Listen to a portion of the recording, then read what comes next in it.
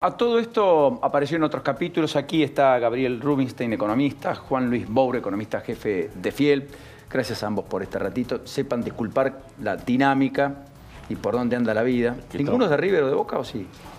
Boca. Boca. Racing. Racing. Estás exento. Qué tranquilo. Pero igual, Y con el señor no nos vamos a pelear. Vivo en Núñez y el sábado teníamos un poco de temor de que nos asaltaran en el edificio.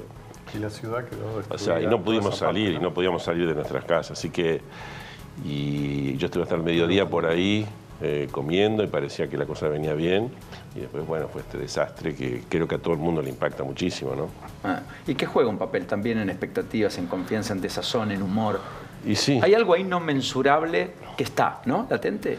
Yo pienso que sí, yo pienso que estas cosas creo que lo afectan al gobierno porque todos estamos, me parece que hay una indignación general de sabiendo cómo son que existan las barras, ya es una indignación, que sabemos cómo se comportan y así todo, una cosa que era bastante fácil en teoría, se convierte en un escándalo porque no pueden garantizar la seguridad de Boca, que cuando vos pasás por ahí, si el chofer que se desmayó y que asumió el otro volante, empezó a manejar. Si no podía manejar y se quedaba varado el auto ahí, no sé qué hubiera pasado. Sí, Paulini, el dirigente de Boca, es el que encausa un poco el micro. Tampoco fue bueno lo de Gago, lo de Tevez, la gallinita, todas esas provocaciones absurdas, pero nada explica ni justifica nada de lo No, pero si vos pensás un poquito, digamos, esa es una zona muy difícil, yo también vivo en Núñez, es una zona donde en cada partido te tiran piedras frente a la policía. Es decir, vos no podés circular ni con bicicletas ni con autos.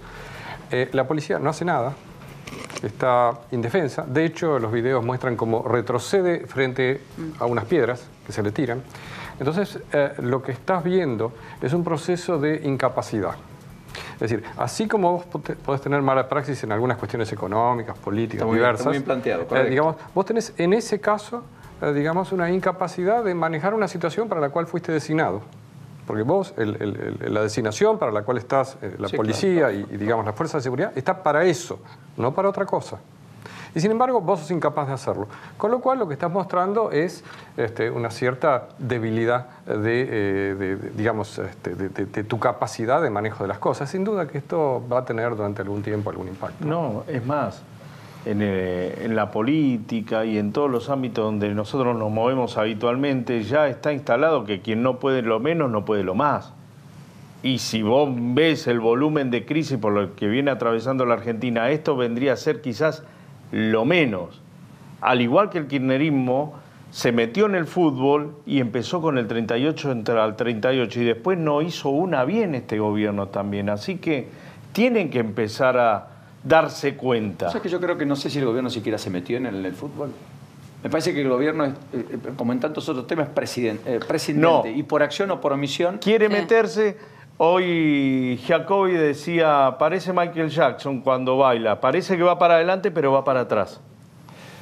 Ahora, de golpe a mí también me llama la atención que de golpe ahora es todo un desastre y hasta el Superclásico nadie decía nada. Es que fue, justamente, ahí está el punto, porque todos hicimos foco en lo extraordinario que había resultado el partido en la cancha de Boca, un espectáculo que estuvo a la altura de las circunstancias. Eso, y lo llevó también a cabo la ciudad, Paulino. Déjame terminar. Un arbitraje que no debía dado que hablar.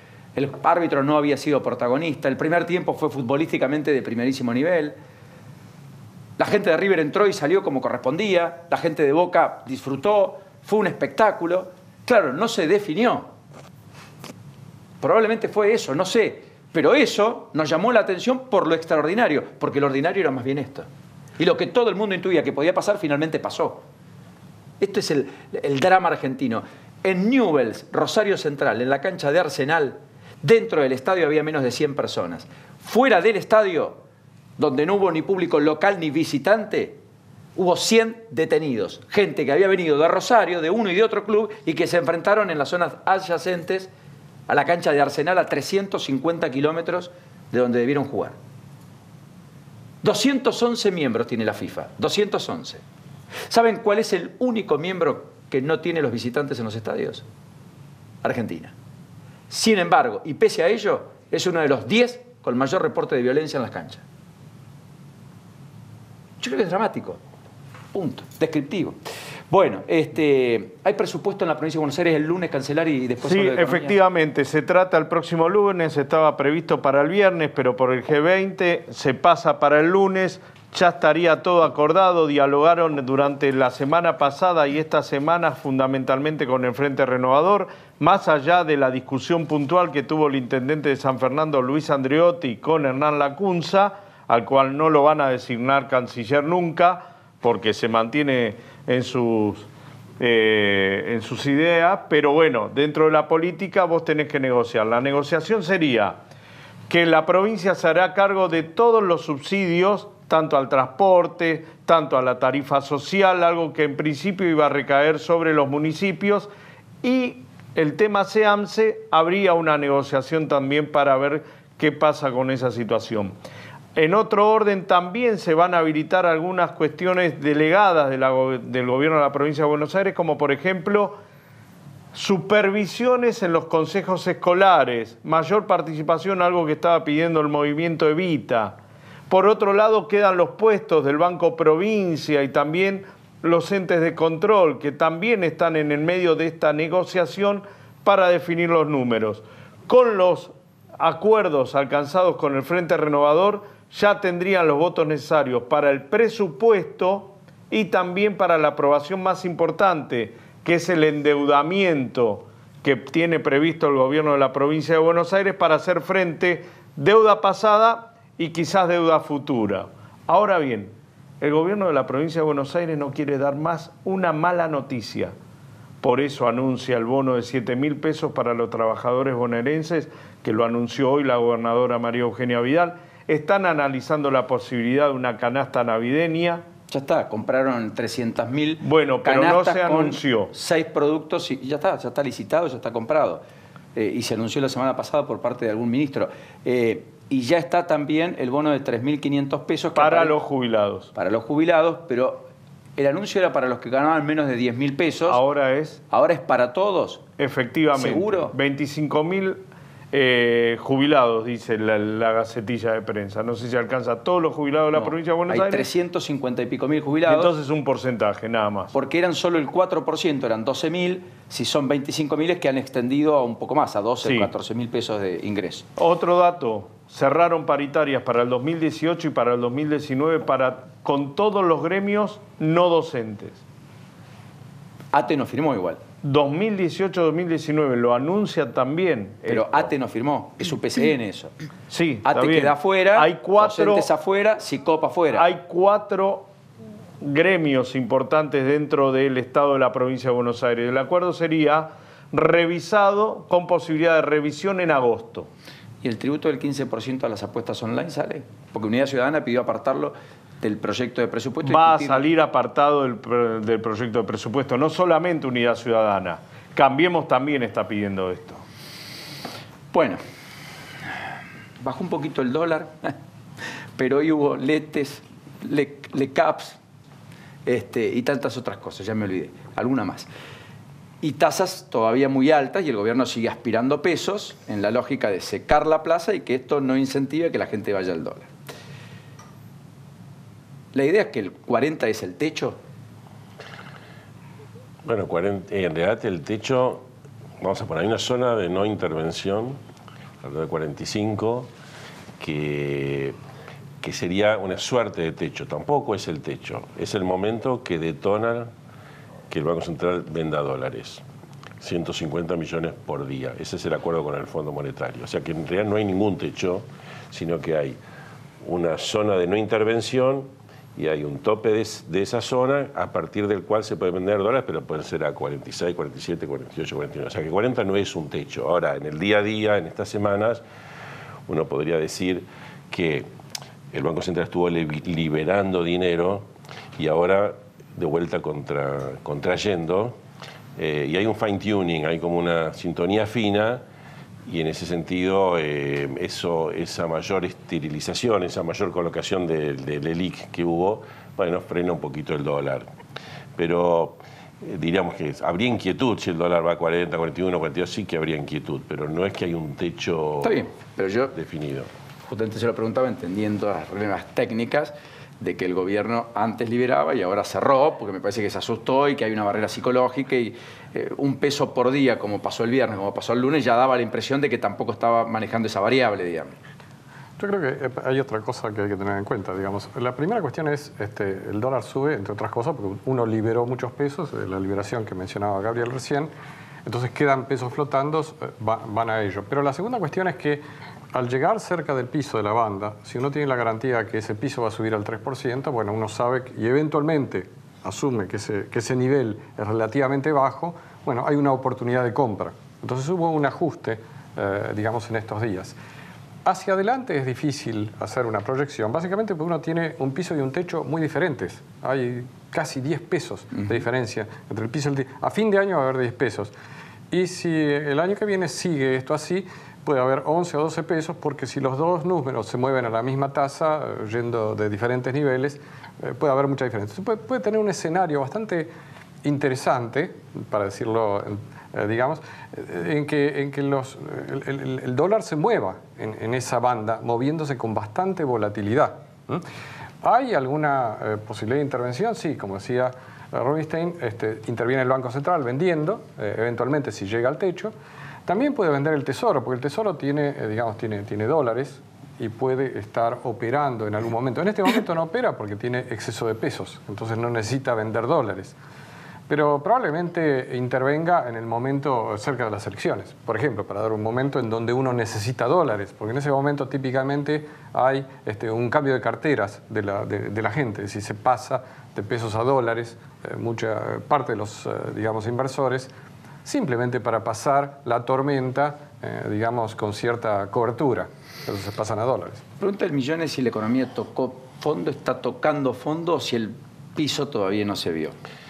Yo creo que estamos formando piso. No se puede saber con exactitud, pero hay algunos indicadores que nos permiten pensar que octubre tal vez sea de lo peor, o puede ser noviembre, pero estamos ahí en una zona donde alguna inflexión positiva estamos viendo. Y entre esas cosas va a ayudar en este momento algún grado de repunte, aunque sea pequeño, del consumo ligado a que hay las subas salariales. Puede ser que en noviembre y diciembre, muy probable que sean un poco mayor que la inflación. Todo lo contrario que lo que venía en los últimos meses, donde siempre la inflación le ganaba al salario bastante. De aquí en adelante es posible que el salario le empiece a ganar a la inflación y eso de alguna manera suavice todo el problema que hubo de caída del consumo. A eso hay que agregarle en diciembre ingresos de la cosecha fina de trigo y esta estabilidad financiera bastante significativa que se logró en las últimas semanas, un par de meses, ayudaría también notamos una inflexión en el crédito, que el crédito en términos reales, cuando uno lo deflacta por los precios, cayó mucho y ahora está mostrando signos de estabilidad y algún pequeño leve crecimiento. O sea que algunas condiciones se están dando para pensar que en estos meses se forma un piso y que la recesión no va a ser todo el tiempo peor. Al respecto, de todas maneras, hoy se conoció un dato muy perturbador, es que en septiembre se dio por primera vez en un año y medio una caída en el empleo registrado. Más de 35.600 puestos de trabajo menos que en septiembre del año pasado. No hay destrucción, no hay implosión masiva, pero claramente ha habido por goteo situaciones cada vez más complicadas. Hoy Sancor cerró una planta en Bahía Blanca, más de 40 trabajadores, pero esto se viene replicando. Paquetá en Chivilcoy, lo hemos contado aquí, casi 600 trabajadores, etc. Lo que quiero decir es, por supuesto que no es todo general, son distintos los sectores, hay sectores que están en una situación muy magra. Me parece que en el mediano y largo plazo esto es lo más perturbador porque se destruye más fácil de lo que se crea un empleo en Argentina, ¿me equivoco? Sí, yo quisiera particularmente ir al punto que está haciendo, digamos, para complementar lo que dijo Rubinstein, porque la economía, no existe la economía, existe un conjunto de sectores que son muy diferentes. Entonces, tenemos el agro que va a empezar a rebotar, seguramente tendremos el sector de hotelería y digamos que también puede rebotar por el turismo. La industria todavía está buscando ese piso. ¿Y por qué? Porque cuando uno tiene una recesión, no solamente vende menos, sino que tiene que liquidar stocks, porque los stocks, es muy caro tener stocks al 70% de tasa, 60% de tasa, cuando los precios de uno suben al 30 o 40. Por eso las superofertas. Entonces, por eso uno tiene las liquidaciones, exactamente. Entonces, ¿qué hace una empresa? Empresa corta la producción. Entonces, hasta encontrar el piso. Ahora, yo no sé si el piso lo va a encontrar, en el caso de los autos, lo van a encontrar en noviembre o en marzo. Correcto. No lo sé. No sé si en el caso de... Moto, línea durable, línea blanca, durables puede llevar bastante tiempo. Este es el punto. Cocina, heladera, y sí, lavarropa. porque la tasa de interés en términos reales va a ser alta, es decir, le está ganando a la inflación. Por más que haya una baja de la inflación, eso le va a llevar algún tiempo. Es posible que algunos sectores, como se decía, el consumo más de no durables pueda tener un rebote. Entonces, es difícil encontrar, el piso lo vamos a encontrar a diferentes tiempos. Para dar un ejemplo, los índices de confianza están recuperando un poquito en el interior del país, pero siguen cayendo en el Gran Buenos Aires. Con urbano es lo más golpeado. Y eso es bastante claro. Es decir, en el interior uno tiene más peso del agro, de algunos sectores que están rebotando. Respecto a lo que marcaba la cadena de retail y los grandes superhipermercados, se plantaron. Este es un dato político, Nacho, para seguir de cerca en la Casa Rosada mañana. No están validando la paritaria que firmó Empleados de Comercio. Dicen que la Cámara Argentina de Comercio no los representa. No están dispuestos a pagar el 20 adicional al 25 que ya habían concedido, que es un 7 en enero, 7 en febrero, 6 en marzo. Y aducen que eso la Cámara Argentina de Comercio, a quien no le endilgan representatividad, lo hace porque eso además termina financiando esa Cámara, que se financia, a diferencia de muchas cámaras, que es con el aporte de los asociados, con parte de la paritaria, el 0,5% del total de los ingresos de los asalariados. Con lo cual, atenti, porque la paritaria que había roto el techo del 42-43 hasta acá, que había cerrado un 45, es una paritaria que yo me permitiría pensar si va a ser pagada. 1, 2, si no va a generar una rebelión. 3, ¿qué va a pasar con el bono, además? Porque los empresarios dijeron, yo pago el bono de fin de año, pero lo toman a cuenta de ganancia. Y los gremios, como la ley estableció que era fruto de un acuerdo, dicen, no, habrá que sentarse y negociar. Eso también se va a negociar en la provincia de Buenos Aires. Déjame aclararte algo. Los 3.500 pesos es para todos los jubilados de la provincia de Buenos Aires. Bueno, ese es un dato... Son jubilados de empleo público, ¿no? Hay que IPS, jubilados de la provincia de Buenos Aires.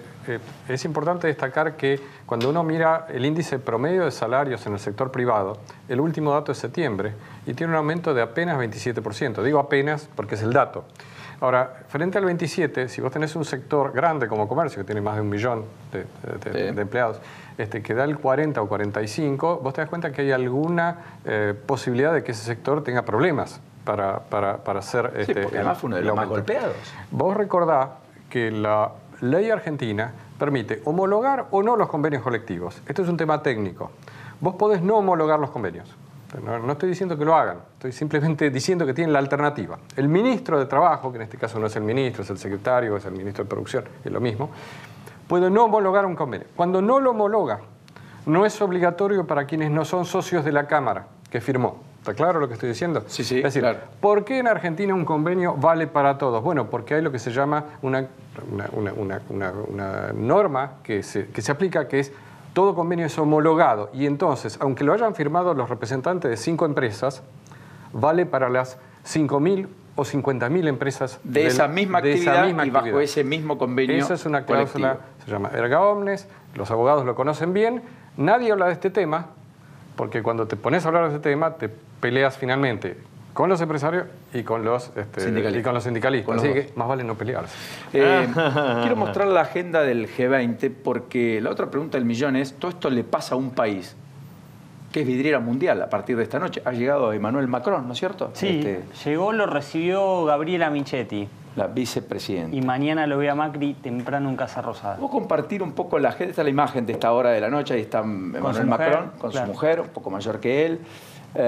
Macron, que no tiene problemas menores, por cierto, a propósito de la rebelión que hay. Le aumentaron la nafta y le salieron. Se lleva muy bien con el matrimonio Macron, se lleva muy bien con el matrimonio Macri. De hecho, van a tener una velada especial que le prometió el propio presidente a Macron. Van a cenar a solas mañana. Pero... Paulino, algo insólito que está pasando en este momento, te agrego el G20, con todas las medidas de seguridad, se quedó un Falcon modelo 68 en la puerta de la embajada de Arabia Saudita. No. Perdón, en la puerta de la embajada de Arabia Saudita se quedó que sin nafta, se quedó, se le rompió la dirección. No. Uno dice, bueno, llegó rápidamente una grúa de la policía, se lo llevaron. No, se bajó el hombre, se tiró abajo del auto y se puso a hacer unos arreglos. O sea, estamos raro igual, ¿eh? en una situación... Es No, raro. después abrieron el baúl, no tiene nada, pero se tiró ahí abajo y no sé. El tipo no sabría ni que estaba en la embajada de Arabia Saudita. Si no, Olvídate. ese tipo se raja.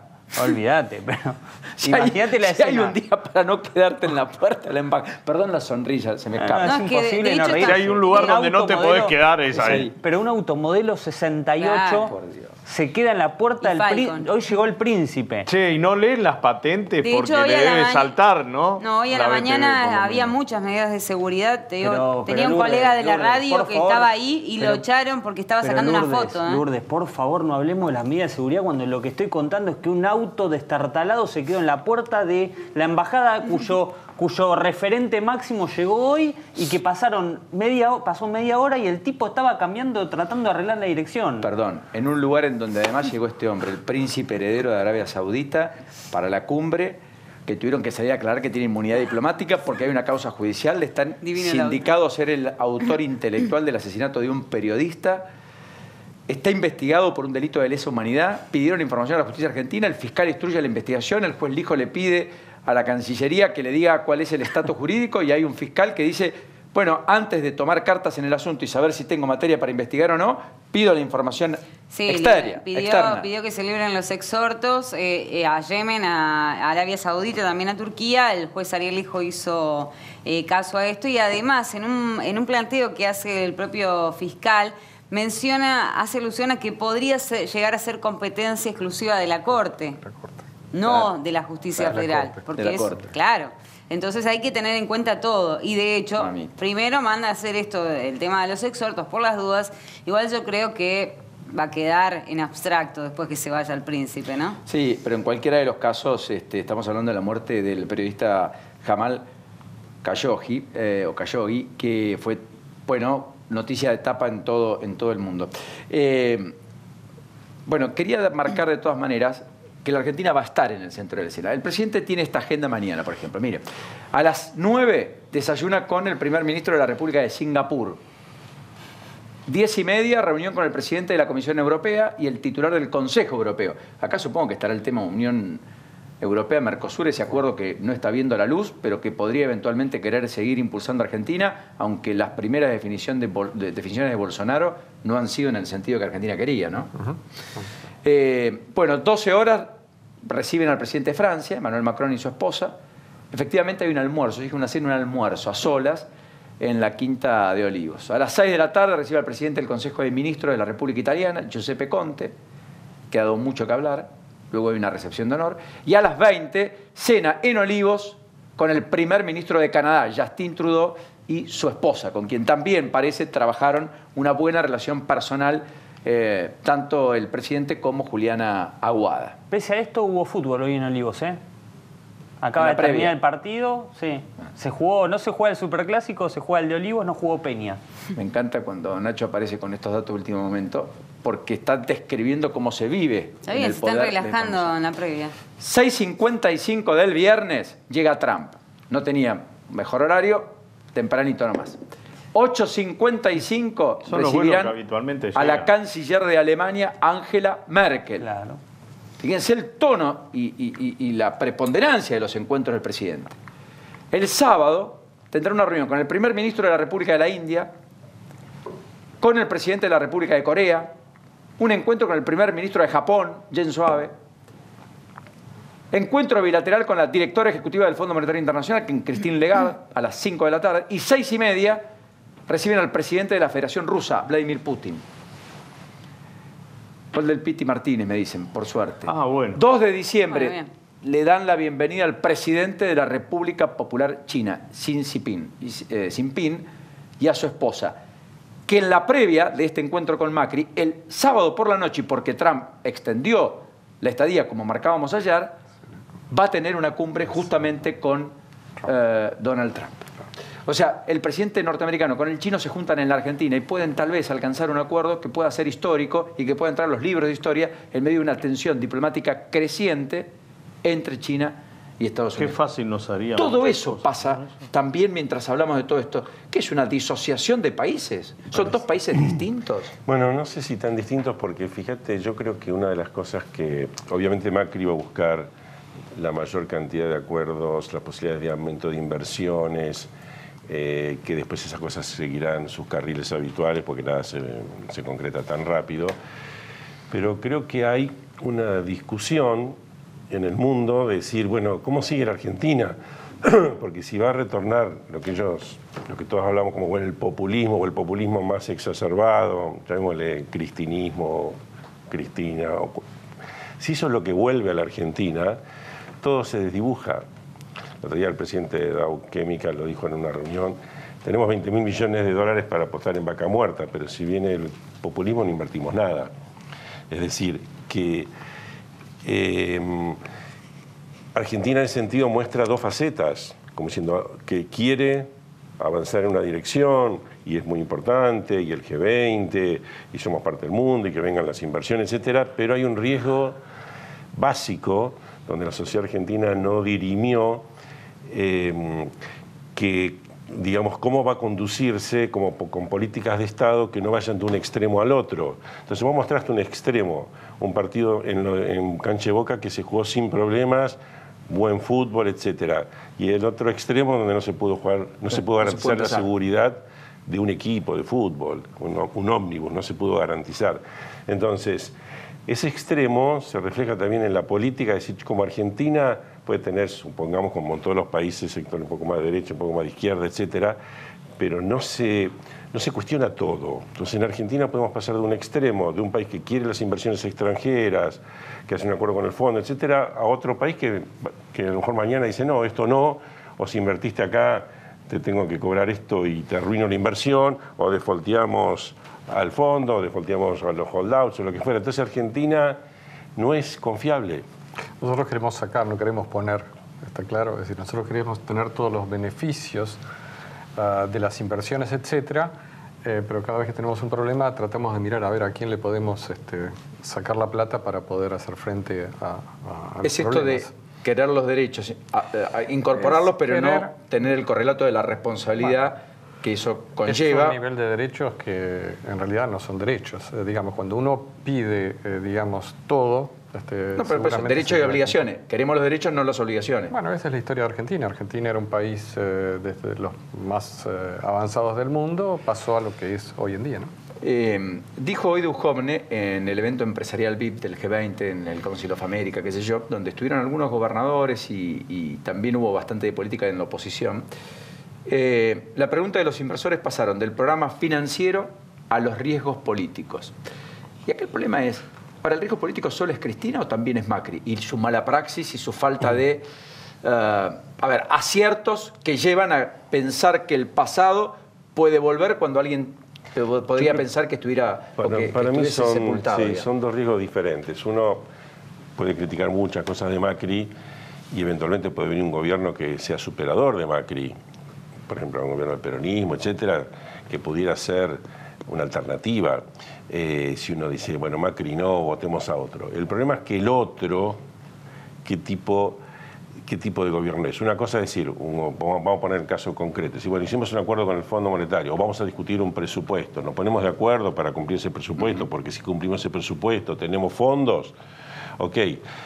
Vos ves que los gobernadores han dicho que sí y se han puesto a trabajar y a discutir. Gobernadores, Urtubey, Massa, etcétera. Ahí se pusieron a discutir algunos y otros dicen no queremos el presupuesto y no queremos el fondo y no queremos nada. Y encima no, es decir, entonces tiene una actitud casi como de repudio. Entonces no es lo mismo, porque unos errores son más enmendables que otros. Vos podés equivocarte, puedes tener una precisión equivocada de una cantidad de cosas y podés enmendar. Y si la población no te acompaña, que lo enmiende otro. Pero si vos tenés discusiones tan básicas en Argentina y tan diferentes, es donde ahí aparece que no es lo mismo. Digamos, entonces, efectivamente, el riesgo, llamémosle al retorno del cristinismo, por llamarlo así, es el riesgo que más hoy puede afectar el desenvolvimiento económico de la Argentina y en los próximos tiempos, ya sea por problemas financieros que pudiera haber en el mercado el año que viene, o porque la falta de inversiones y las turbulencias que puede haber, porque justamente es un gobierno que sería un gobierno que no genera confianza. Yo agregaría, hoy el mercado lo que ve, básicamente, y cuando digo el mercado, digo toda la gente, el que pone un plazo fijo o el que compra bonos, etcétera, lo que ve es el riesgo del retorno del crecimiento. Y la razón para afirmar esto es que si uno mira el riesgo a un año es una cosa, si mira el riesgo a 2 años, salta como 3 o 4 puntos más. Es decir, hay un salto, hay una discontinuidad entre el riesgo de lo que puede pasar el año que viene, que es, digamos, hay algún riesgo, pero el riesgo salta muchísimo más a partir del 2020. Y la razón de eso básicamente es lo que se produce con la elección, que podría haber un cambio. Ahora, ¿cuál es el punto de la continuidad del gobierno de Cambiemos? Que el gobierno de Cambiemos tiene que, suponiendo que continúe, tiene que hacer muchas de las cosas, muchas de las reformas que no hizo. Porque si uno mira el listado de cosas que se hicieron, bueno, se avanzó en algunos aspectos, pero no en muchos aspectos que sí uno tiene que avanzar. Reforma laboral, tributaria, equidad, fiscal.